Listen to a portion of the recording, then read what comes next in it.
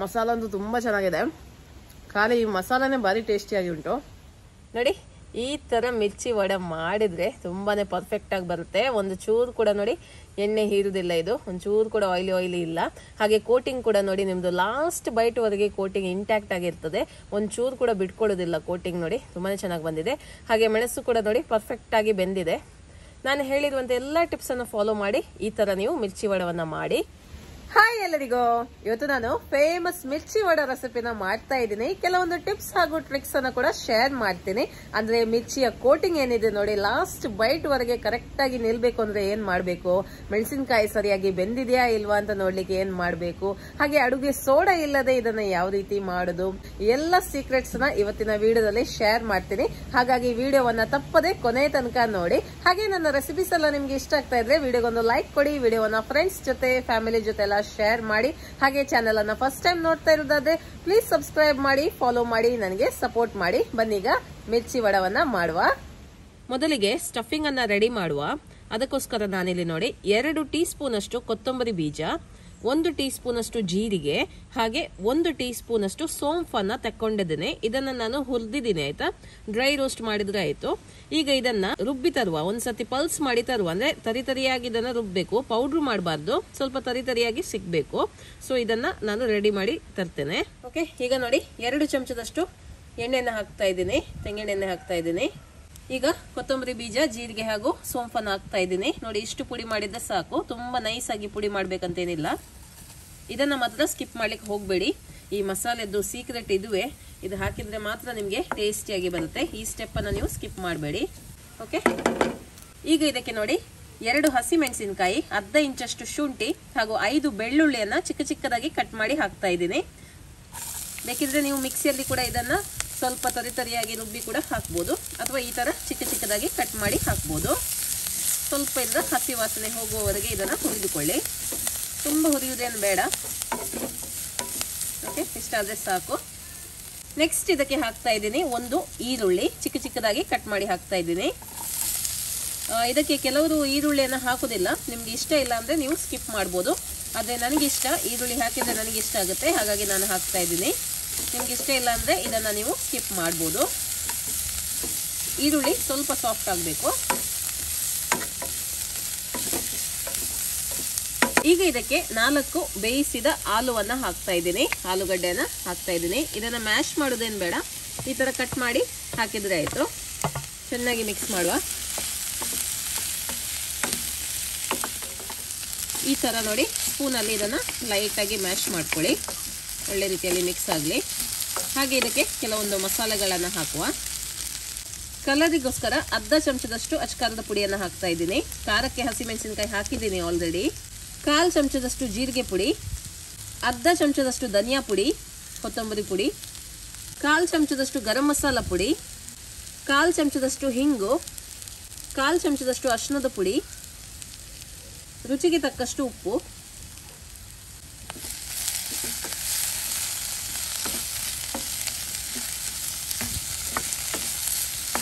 ಚೆನ್ನಾಗಿ ಇದನ್ನ ಮ್ಯಾಶ್ ಮಾಡಬೇಕೀಗ. ಒಳ್ಳೆ ರೀತಿಯಲ್ಲಿ ಇದು ಮಿಕ್ಸ್ ಆಗಬೇಕು ನೋಡಿ. ಈ ರೀತಿ ಮಿಕ್ಸ್ ಮಾಡಿದ್ರೆ ಸಾಕು. ಈಗ ಇದಕ್ಕೆ 3/4 ಟೀ ಸ್ಪೂನ್ ಅಷ್ಟು ಆಮ್ಚೂರ್ ಪುಡಿಯನ್ನ ಹಾಕ್ತಾ ಇದ್ದೀನಿ. ಇದು ಇಲ್ಲ ಅಂದ್ರೆ ನೀವು ಲೈಮ್ ಜ್ಯೂಸ್ ಅನ್ನು ಕೂಡ ಹಾಕ್ಬೋದು. ಓಕೆ, ಹಾಗೆ ಸ್ವಲ್ಪ ಕೊತ್ತಂಬರಿ ಸೊಪ್ಪನ್ನು ಕೂಡ ಹಾಕ್ತಾ ಇದ್ದೀನಿ. ಒಮ್ಮೆ ಮಿಕ್ಸ್ ಮಾಡಿದ್ರೆ ಸ್ಟಫಿಂಗ್ ರೆಡಿ ಆಯ್ತು ನೋಡಿ. ಸೊ ಒಳ್ಳೆ ಒಂದು ಸ್ಟಫಿಂಗ್ ರೆಡಿ ಆಯ್ತು. ಇದನ್ನ ನೀವು ಹೀಗೇನೆ ತಿನ್ಬೋದು. ಜಸ್ಟ್ ಒಮ್ಮೆ ನೀವು ತಿಂದು ನೋಡಿ, ತುಂಬಾ ಟೇಸ್ಟಿಯಾಗಿರುತ್ತೆ ಖಾಲಿ ಈ ಸ್ಟಫಿಂಗ್ ಕೂಡ. ಓಕೆ, ಈಗ ನೆಕ್ಸ್ಟ್ ಹಿಟ್ಟನ್ನು ರೆಡಿ ಮಾಡುವ. ಹಿಟ್ಟು ಮಾಡಲಿಕ್ಕೆ ನೋಡಿ ನಾನಿಲ್ಲಿ 1.5 ಕಪ್ ಅಷ್ಟು ಕಡಲೆ ಹಿಟ್ಟನ್ನು ಹಾಕ್ತಾ ಇದ್ದೀನಿ.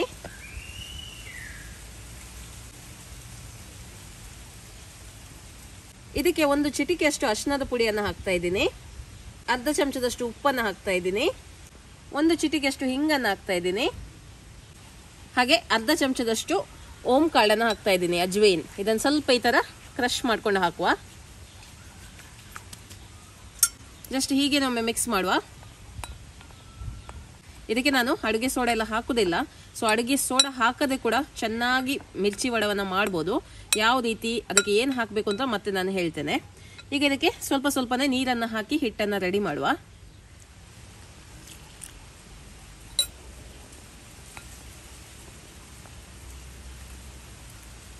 ಹಿಟ್ಟಿನ ಹದ ಕೂಡ ಕರೆಕ್ಟ್ ಆಗಿರ್ಬೇಕು, ಅವಾಗ ಮಾತ್ರ ನಿಮಗೆ ಮಿರ್ಚಿ ವಡ ಸರಿಯಾಗಿ ಬರೋದು, ಅದರ ಕೋಟಿಂಗ್ ಏನಿದೆ ನೋಡಿ ಸರಿಯಾಗಿ ಬರೋದು. ಯಾವ ರೀತಿ ಇರಬೇಕು ಅಂತ ನಾನು ಹೇಳ್ತೇನೆ, ಹೇಗೆ ನಾವು ಕಂಡು ಹಿಡಿಯುವುದು ಅಂತ ನಾನು ಹೇಳ್ತೇನೆ ನಿಮಗೆ, ಒಂದು ಟ್ರಿಕ್ಸ್ ಅನ್ನ ಹೇಳ್ತೇನೆ ನಿಮಗೆ.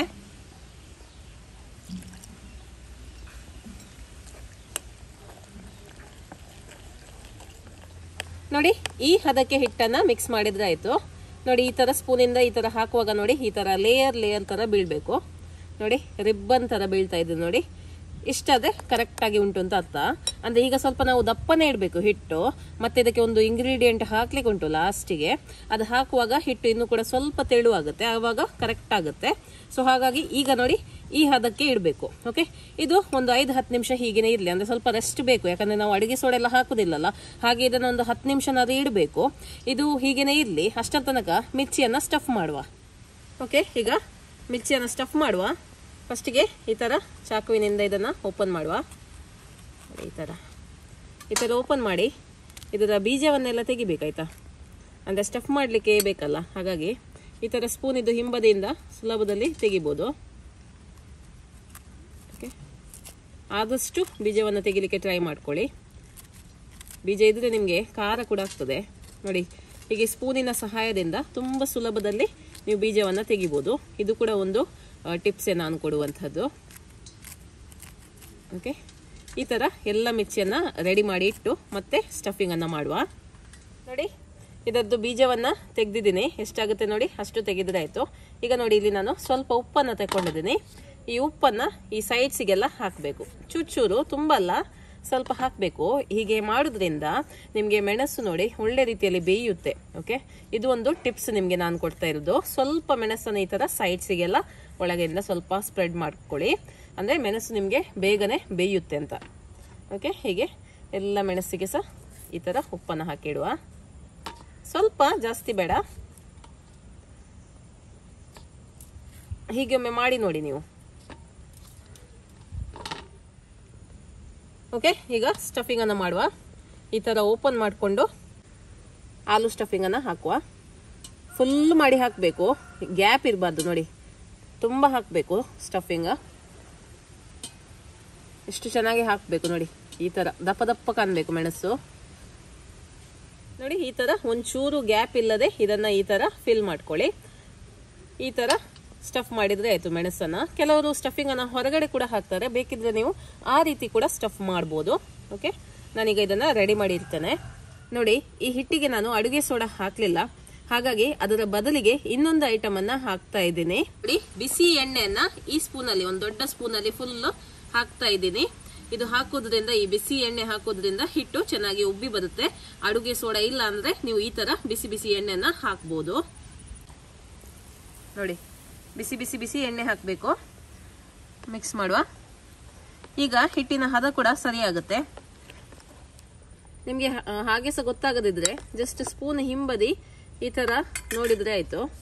ಸ್ಪೂನ್ ಹಿಂಬದಿಯಲ್ಲಿ ಈ ತರ ಒಂದು ಲೈನ್ ಹಾಕಿದ್ರೆ ಆಯ್ತು. ನೋಡಿ ಈ ತರ ಲೈನ್ ಹಾಕುವಾಗ ಆ ಕಡೆ ಈ ಕಡೆ ಹಿಟ್ಟು ಮಿಕ್ಸ್ ಆಗುದಿಲ್ಲ, ಲೈನ್ ಕ್ಲಿಯರ್ ಆಗಿ ಕಾಣಿಸ್ತಾ ಉಂಟು. ನೋಡಿ ಈಚೆದು ಹಿಟ್ಟು ಮತ್ತೆ ಈಚೆದು ಹಿಟ್ಟು ಇಲ್ಲಿ ಮಿಕ್ಸ್ ಆಗ್ತಾ ಇಲ್ಲ. ನೋಡಿ ಈ ಲೈನ್ ನಿಮ್ಗೆ ಕ್ಲೀನ್ ಆಗಿ ಕಾಣಿಸ್ತಾ ಉಂಟು, ಅಂದ್ರೆ ಹಿಟ್ಟು ಕರೆಕ್ಟ್ ಆಗಿದೆ ಅಂತ. ಮತ್ತೊಂದು ಮೆಥಡ್ ಏನಂದ್ರೆ ಈ ತರ ನಿಮ್ಮ ಬೆರಳನ್ನ ಹಾಕಿ ಈ ತರ ನೋಡಿ ಹಿಟ್ಟು ಬೆರಳಿಗೆ ಈ ತರ ಅಂಟ್ತಾ ಇದ್ರೆ ಹಿಟ್ಟು ಸರಿಯಾಗಿದೆ ಅಂತ ಅರ್ಥ. ಓಕೆ, ಈಗ ಮಿರ್ಚಿ ವಡವನ್ನ ಮಾಡುವ.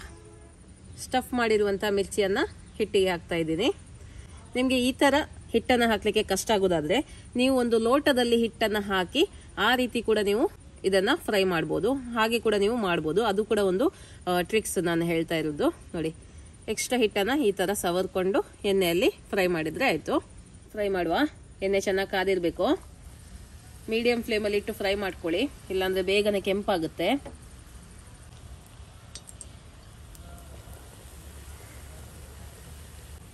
ನಾನು ಜಾಸ್ತಿ ಮಿರ್ಚಿಯನ್ನು ಹಾಕ್ತಾ ಇಲ್ಲ, 3 ಹಾಕ್ತಾ ಇದ್ದೀನಿ.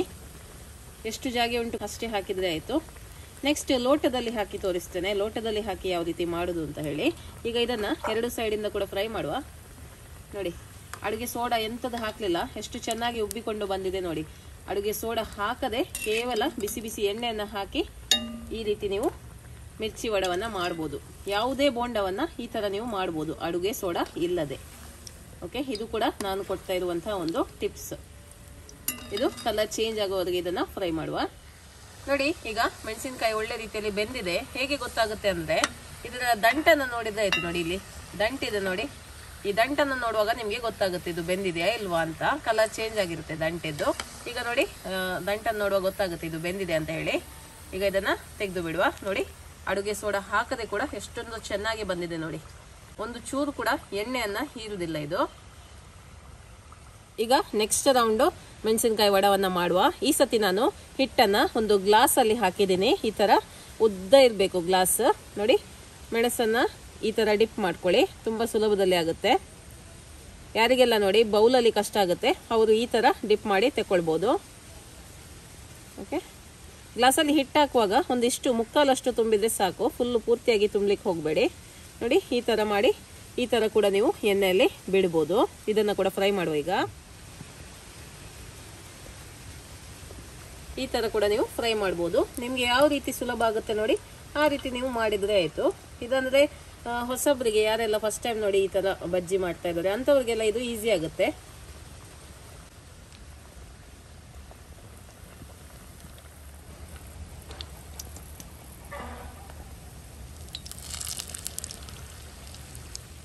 ನೋಡಿ, ಮಿರ್ಚಿ ವಡ ರೆಡಿ ಆಗಿದೆ. ಎಷ್ಟೊಂದು ಚೆನ್ನಾಗಿ ಉಬ್ಬಿಕೊಂಡು ಬಂದಿದೆ ನೋಡಿ. ನಾನು ಹೇಳಿರುವಂತ ಟಿಪ್ಸ್ ಅನ್ನು ಫಾಲೋ ಮಾಡಿ ನೀವು ಅದೇ ರೀತಿಯಲ್ಲಿ ಮಾಡಿ. ನಾನು ಯಾವೆಲ್ಲ ಟಿಪ್ಸ್ ಅನ್ನ ಹೇಳಿದ್ದೇನೆ ನೋಡಿ ಅದೆಲ್ಲವನ್ನ ನೀವು ಫಾಲೋ ಮಾಡಿ ಮಾಡಿದ್ರೆ ಇಷ್ಟೊಂದು ಪರ್ಫೆಕ್ಟ್ ಆಗಿ ಚೆನ್ನಾಗಿ ಬರುತ್ತೆ. ಓಕೆ, ಈಗ ಇದು ಬೆಂದಿದೆಯಾ ಇಲ್ವಾ ಅಂತ ನೋಡುವ. ಕಟ್ ಮಾಡಿ ನೋಡುವ. ಓಕೆ, ಕಟ್ ಮಾಡ್ತಾ ಇದ್ದೀನಿ ನೋಡಿ. ಸೂಪರ್ ಆಗಿ ಬೆಂದಿದೆ ಮೆಣಸು. ನೋಡಿ ಎಷ್ಟು ಚೆನ್ನಾಗಿ ಬೆಂದಿದೆ ಮೆಣಸು. ನಾನು ಹೇಳಿರುವಂತ ಟಿಪ್ಸ್ ಅನ್ನ ಫಾಲೋ ಮಾಡಿ ದಂಟನ್ನ ನೋಡ್ಕೊಂಡು ನೋಡಿ. ದಂಟನ್ನ ನೋಡುವಾಗ ಗೊತ್ತಾಗುತ್ತೆ, ದಂಟಿದ್ದು ಕಲರ್ ಚೇಂಜ್ ಆಗುತ್ತೆ ಮೆಣಸು ಒಳ್ಳೆ ರೀತಿಯಲ್ಲಿ ಬೆಂದಿದ್ರೆ. ತುಂಬಾ ಸತಿ ನಮ್ಗೆ ಏನಾಗುತ್ತೆ ಅಂದ್ರೆ ಮಿರ್ಚಿ ವಡ ಅಥವಾ ಮಿರ್ಚಿ ಬಜ್ಜಿ ಮಾಡುವಾಗ ಈ ಮೆಣಸು ಒಳ್ಳೆ ರೀತಿಯಲ್ಲಿ ಬೆಂದಿರುವುದಿಲ್ಲ. ಹೊರಗಡೆಯಿಂದ ಕಲರ್ ಏನೋ ಚೇಂಜ್ ಆಗುತ್ತೆ, ಬಟ್ ಒಳಗೆದು ಬೆಂದಿರುವುದಿಲ್ಲ. ನಾನು ಹೇಳಿರುವ ಟಿಪ್ಸ್ ಅನ್ನ ಫಾಲೋ ಮಾಡಿದ್ರೆ ಖಂಡಿತವಾಗ್ಲೂ ಪರ್ಫೆಕ್ಟ್ ಆಗಿ ಬರುತ್ತೆ. ಓಕೆ, ಇನ್ನು ಟೇಸ್ಟ್ ಮಾಡಿ ನೋಡುವಲ್ಲ. ನೋಡಿ, ಈ ತರ ಮಿರ್ಚಿ ವಡ ಮಾಡಿದ್ರೆ ತುಂಬಾನೇ ಪರ್ಫೆಕ್ಟ್ ಆಗಿ ಬರುತ್ತೆ. ಒಂದು ಚೂರು ಕೂಡ ನೋಡಿ ಎಣ್ಣೆ ಹೀರುದಿಲ್ಲ ಇದು. ಒಂದು ಚೂರು ಕೂಡ ಆಯಿಲಿ ಇಲ್ಲ. ಹಾಗೆ ಕೋಟಿಂಗ್ ಕೂಡ ನೋಡಿ ನಿಮ್ದು ಲಾಸ್ಟ್ ಬೈಟ್ ವರೆಗೆ ಕೋಟಿಂಗ್ ಇಂಟ್ಯಾಕ್ಟ್ ಆಗಿರ್ತದೆ. ಒಂದು ಚೂರು ಕೂಡ ಬಿಟ್ಕೊಳ್ಳೋದಿಲ್ಲ ಕೋಟಿಂಗ್. ನೋಡಿ, ತುಂಬಾನೇ ಚೆನ್ನಾಗಿ ಬಂದಿದೆ. ಹಾಗೆ ಮೆಣಸು ಕೂಡ ನೋಡಿ ಪರ್ಫೆಕ್ಟ್ ಆಗಿ ಬೆಂದಿದೆ. ನಾನು ಹೇಳಿರುವಂತ ಎಲ್ಲಾ ಟಿಪ್ಸ್ ಅನ್ನು ಫಾಲೋ ಮಾಡಿ ಈ ತರ ನೀವು ಮಿರ್ಚಿ ವಡವನ್ನ ಮಾಡಿ. ಓಕೆ, ಈಗ ಇಲ್ಲಿ ಸ್ವಲ್ಪ ಸಾಸ್ ಉಂಟು, ಅದಕ್ಕೆ ಹಾಕಿ ಟೇಸ್ಟ್ ಮಾಡುವ. ಸಾಸ್ ಬೇಕಂತಿಲ್ಲ, ಅದೇ ಕೂಡ ನಾನು ಸ್ವಲ್ಪ ಸಾಸ್ಗೆ ಹಾಕಿ ಟೇಸ್ಟ್ ಮಾಡ್ತಾ ಇದ್ದೀನಿ. ವಾವ್,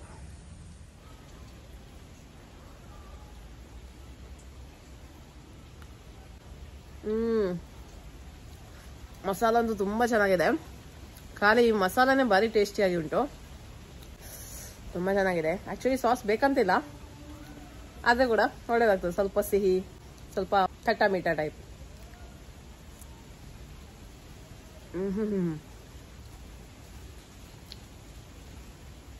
ತುಂಬಾನೇ ಚೆನ್ನಾಗಿದೆ. ಪರ್ಫೆಕ್ಟ್ ಆಗಿ ಬಂದಿದೆ. ಲಾಸ್ಟ್ ಬೈಟ್ ವರೆಗೂ ಪರ್ಫೆಕ್ಟ್ ಆಗಿದೆ ಮಿರ್ಚಿ ವಡ. ನೀವು ಕೂಡ ಇದೇ ರೀತಿ ಮಿರ್ಚಿ ವಡವನ್ನ ಟ್ರೈ ಮಾಡಿ ನಿಮ್ಮ ಅಭಿಪ್ರಾಯವನ್ನ ನನಗೆ ತಿಳಿಸಿ. ಓಕೆ, ಬಾಯ್.